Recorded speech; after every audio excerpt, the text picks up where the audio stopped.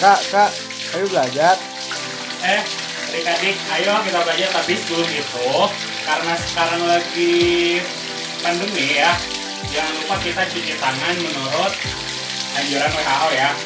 Yang pertama, kita basahi dulu tangan, kemudian kita gunakan sabun ya. Usahakan gunakan sabun cair. Agar apa? Agar kita tidak bersentuhan langsung dengan sabunnya dan tidak kotor. Kemudian kita bersihkan telapak tangan kita. Selanjutnya telapak tangan kita.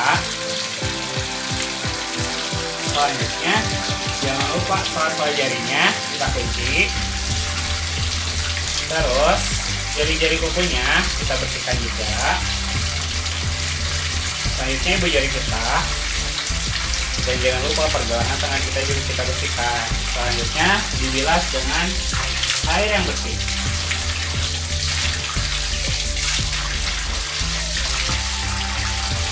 Nah, setelah bersih, kita keringkan dengan tisu ataupun alat pengering lainnya. Tetap di rumah, tetap produktif di rumah aja. Assalamualaikum warahmatullahi wabarakatuh. Selamat pagi, siang, sore, ataupun malam, kapanpun adik-adik menonton video ini. Perkenalkan, nama kakak Fahmi Fauji, NIM 1608026. Kakak dari Pendidikan Guru Sekolah Dasar UPI Kampus Cibiru tahun 2016.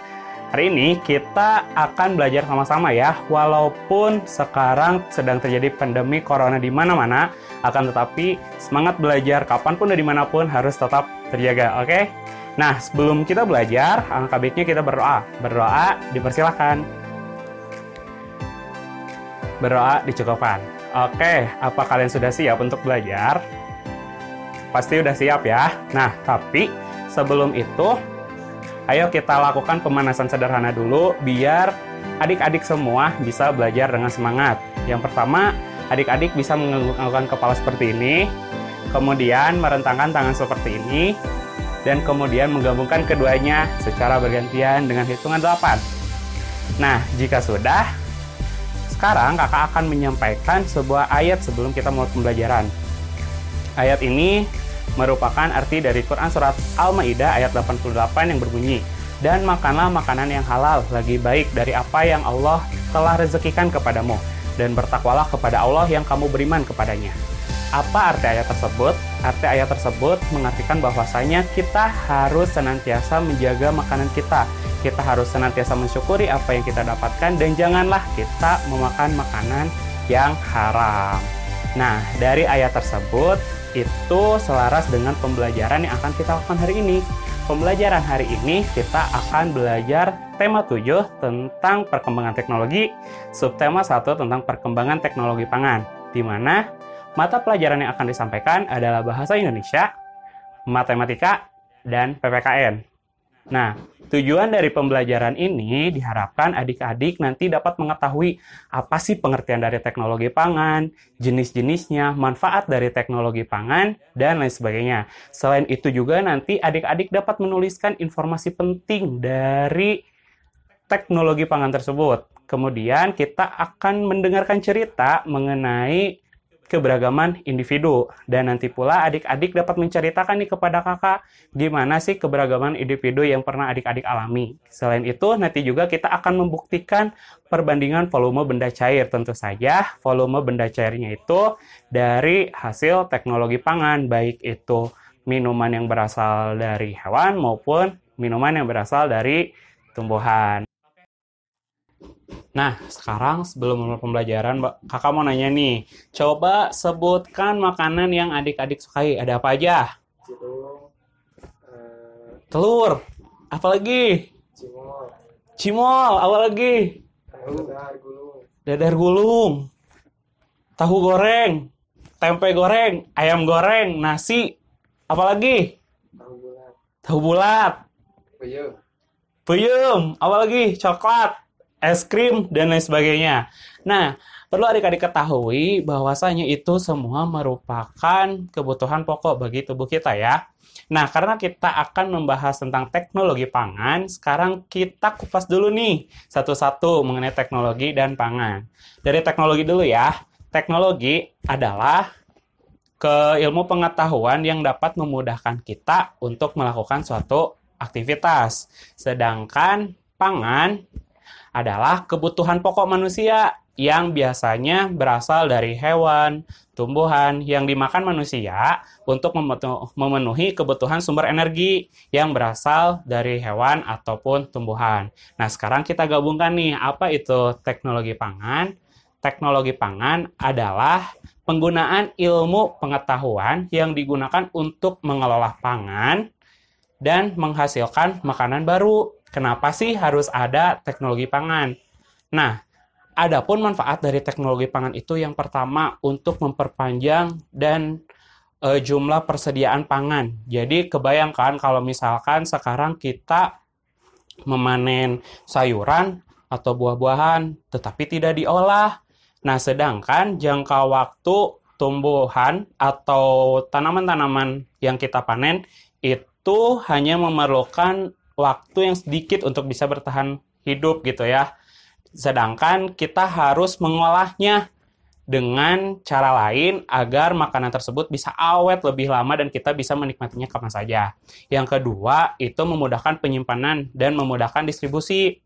Kebayangkan kalau sekarang kita memiliki lahan gandum atau lahan buah-buahan, terus kita panen, dan tanpa diolah buah-buahan itu ataupun padi tersebut memerlukan ruangan yang sangat luas dan kita pun tidak memiliki ruangan yang cukup untuk itu. Nah, maka dari itu untuk mengatasinya kita olah hasil panen tersebut menjadi suatu makanan yang mudah dan ekonomis agar tidak memakan banyak ruang.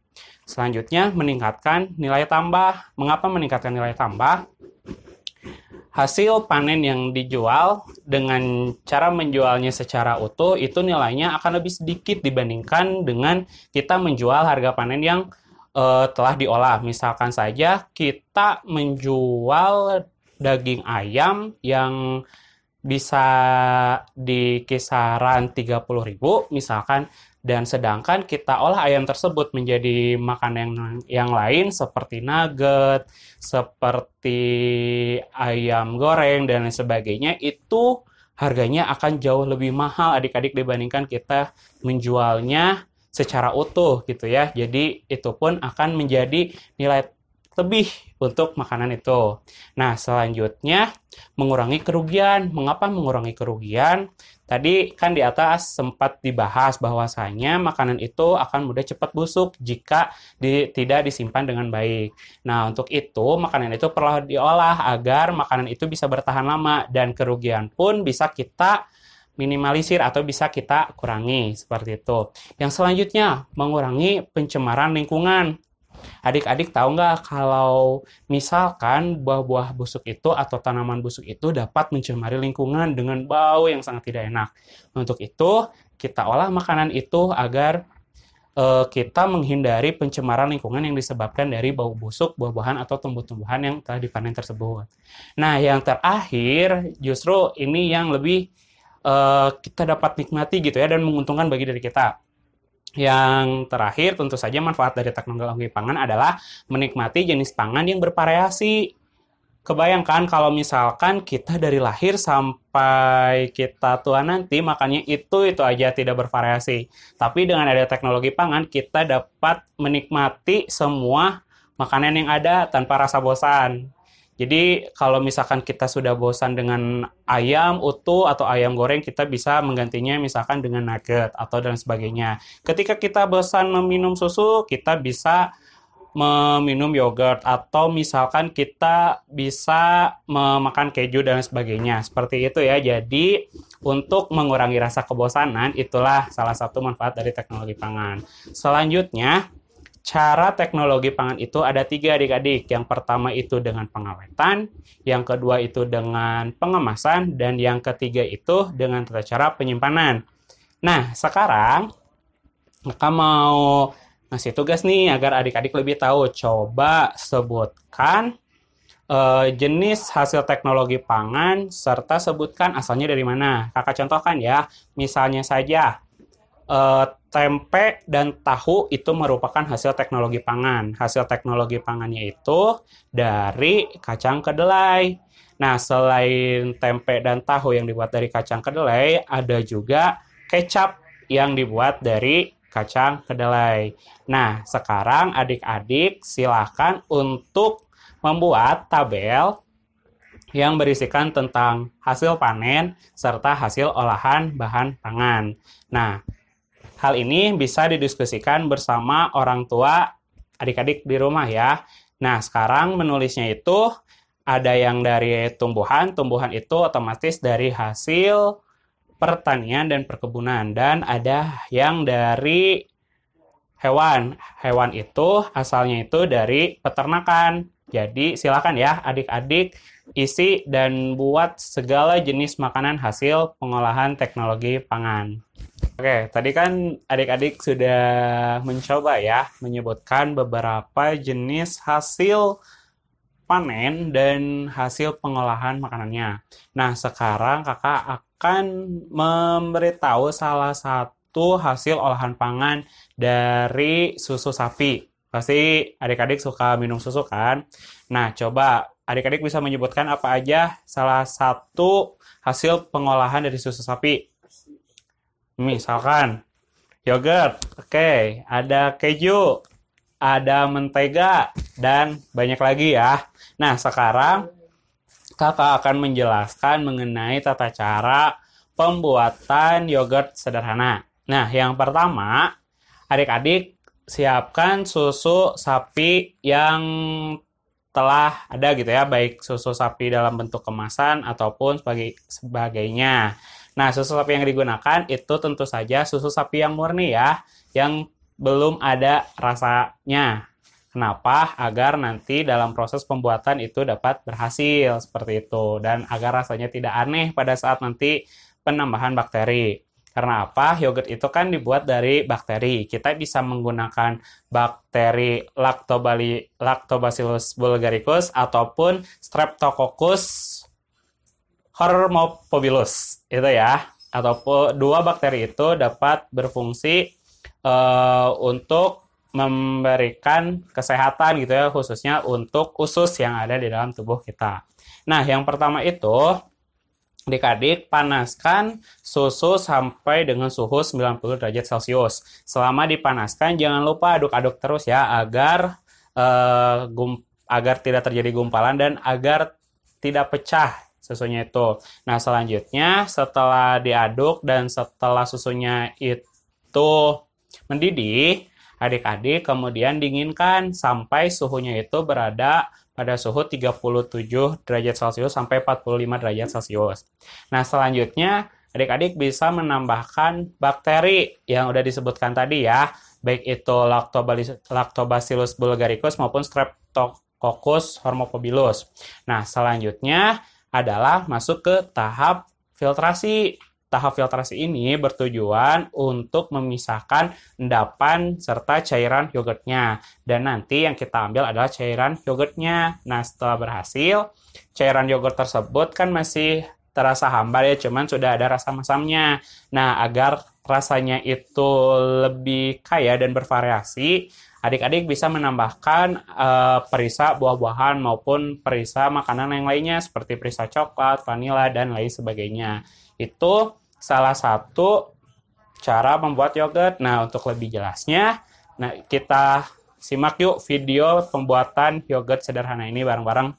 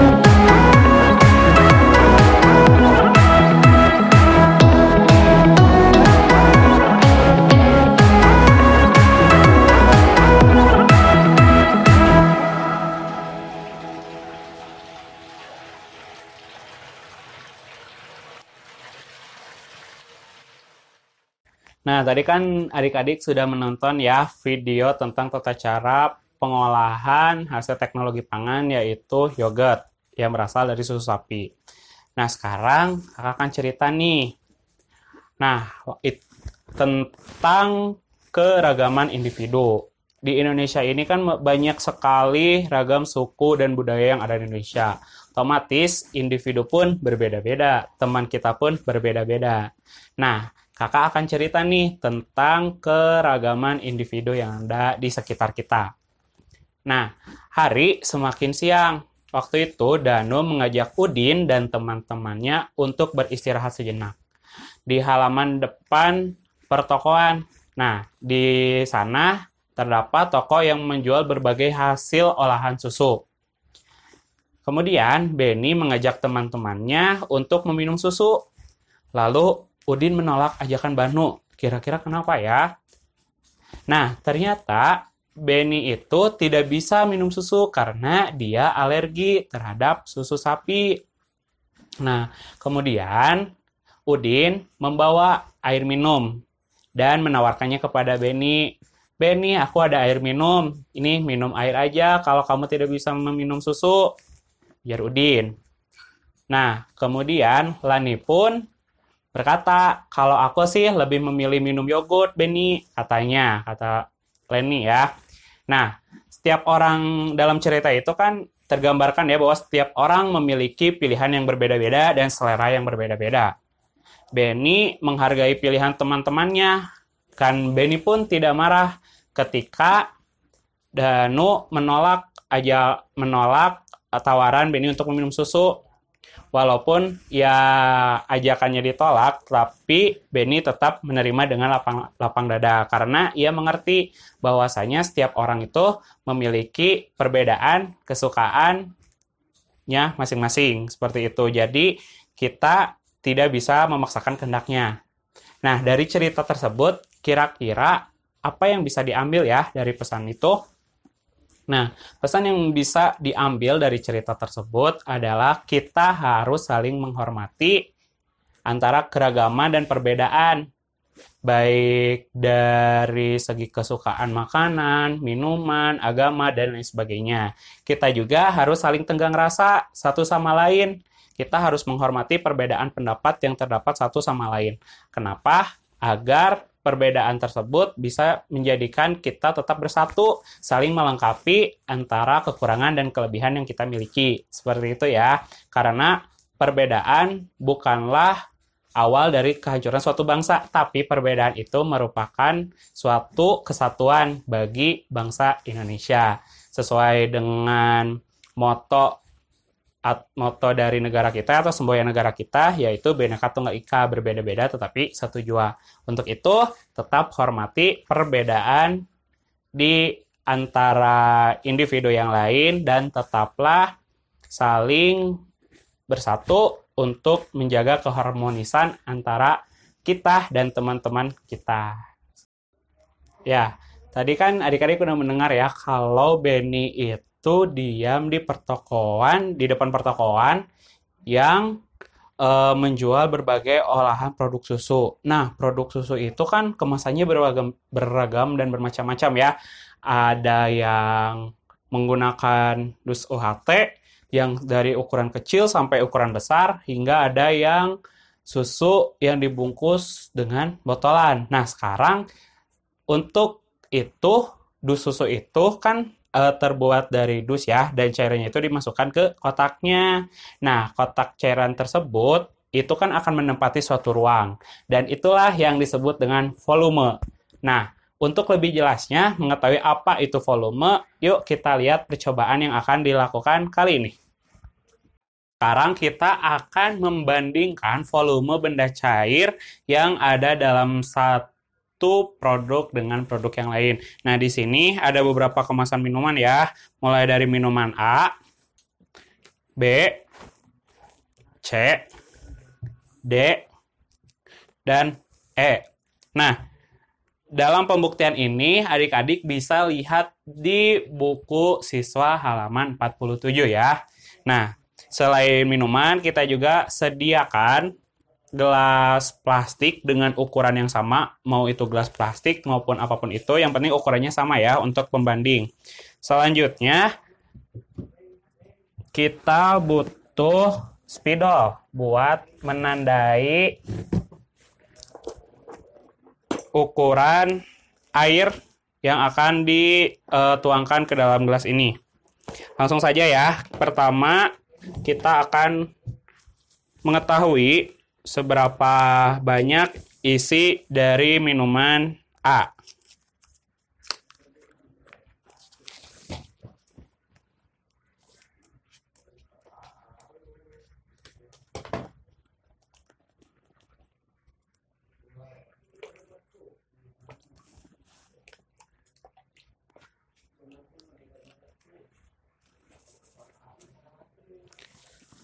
Oke, minuman A segini ya ukurannya. Sekarang kita kasih tanda dengan menggunakan spidol agar nanti kita bisa membandingkan. Selanjutnya kita buka minuman B.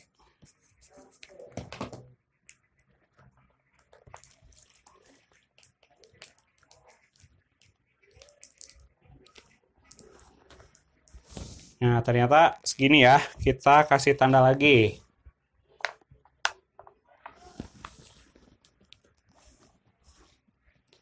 Sekarang kita beralih ke minuman C. Minuman C ini menggunakan botol, tapi akankah volumenya lebih banyak atau lebih sedikit dengan kemasan sebelumnya? Kita lihat.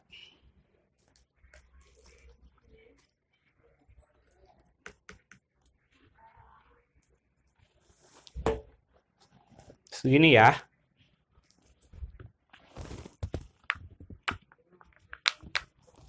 Kita tandain, kita simpen. Oh ya, kita simpan dulu.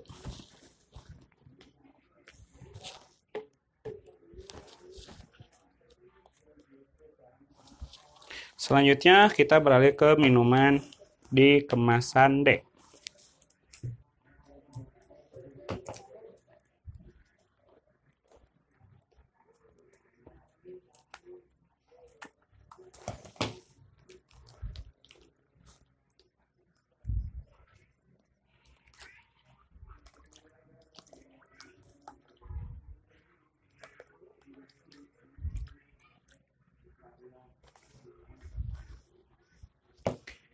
Di kemasan D ini lumayan banyak.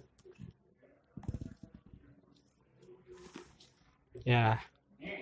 Ya, yang terakhir kita akan buka ya minuman di kemasan E.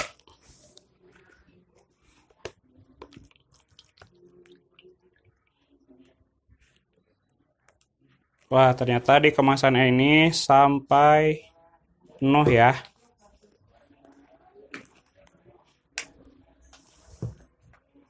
Nah, ini adalah perbandingan dari semua minuman kemasan yang ada. Dari A, B, C, D, dan E. Nah, kira-kira adik-adik, manakah minuman yang paling sedikit? Nah, selanjutnya manakah minuman yang paling banyak? Bisa dilihat ya dari percobaan ini. Silakan nanti tulis jawabannya di kolom komentar. Dan adik-adik jangan lupa silakan untuk mengurutkan gelas dari yang paling sedikit takarannya sampai ke yang paling banyak volume airnya. Jangan lupa tulis juga ya di kolom komentar seperti itu. Dan untuk melatih kemampuan kita dalam menyusun tentang volume benda cair, adik-adik bisa mengerjakan latihannya di buku siswa halaman 48 dan seterusnya. Di sana adik-adik bisa mencoba untuk membandingkan mana gelas yang lebih banyak dan gelas yang lebih sedikit isi cairannya, serta adik-adik bisa berlatih untuk menyusun volume benda dari yang lebih sedikit ke yang lebih banyak maupun sebaliknya. Adik-adik, kita sudah sampai di akhir pembelajaran. Nah, coba mari kita simpulkan kembali, kita tadi udah belajar apa aja ya.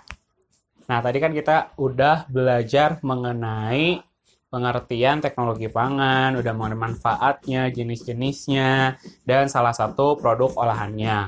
Kemudian tadi juga kita udah belajar mengenai tentang menghormati keragaman individual. Selanjutnya terakhir kita sudah membandingkan volume benda cair dari suatu produk hasil teknologi pangan. Nah, semoga dalam pembelajaran ini adik-adik dapat memahaminya ya dan nanti dapat mengamalkannya. Nah, untuk tugasnya di rumah agar adik-adik lebih produktif di rumah, adik-adik dapat berdiskusi nih dan menuliskan contoh hasil teknologi pangan dari daerahnya masing-masing.